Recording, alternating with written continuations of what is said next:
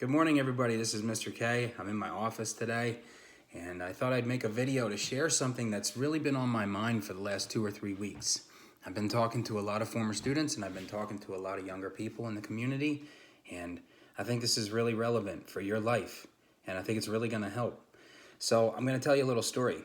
Last Wednesday, I had lunch with my best friend's father, and when I got out of the car, I walked up to him and I said, "Hey, Mr. White, it's been a long time," and I gave him a hug.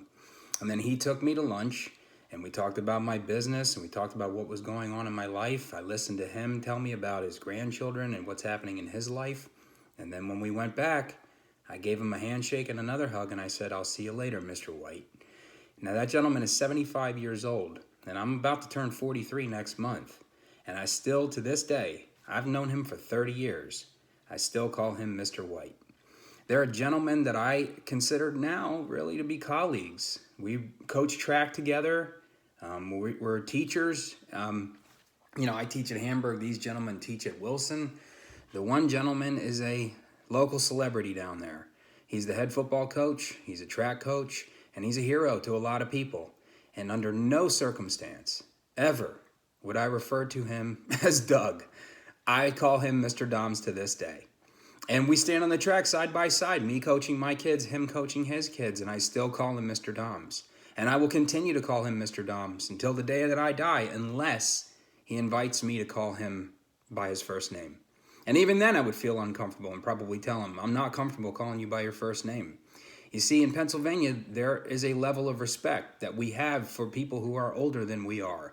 And although I look young, and although I am young, especially young at heart, I'm much older than some of the former students that I have, and when they don't ask me if it's okay to call me Jeff, it's offensive. And I will tell you, I know a doctor who, if you call him Mr., he will forget that you even exist when it comes time to write you a letter of recommendation or to refer you to perhaps a business partner. That guy will not do it. So here's some advice. Unless you're invited to call somebody that you called Mr. or Mrs. before in your life, to call them by their first name, don't do it.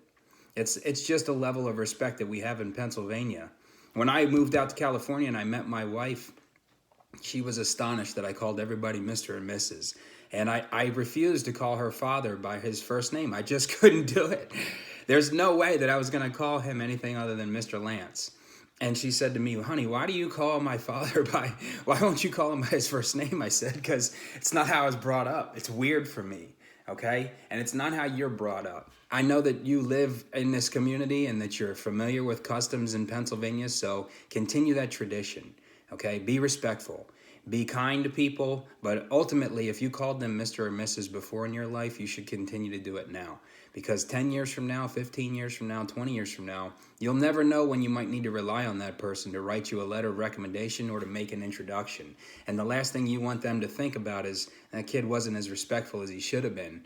20 years after I taught him, or 10 years after I taught him, or whenever, you shouldn't refer to somebody by their first name unless they ask you to. Okay? So take that piece of advice. Hope you have an awesome day. And anytime you need any help with anything, please reach out. Take care.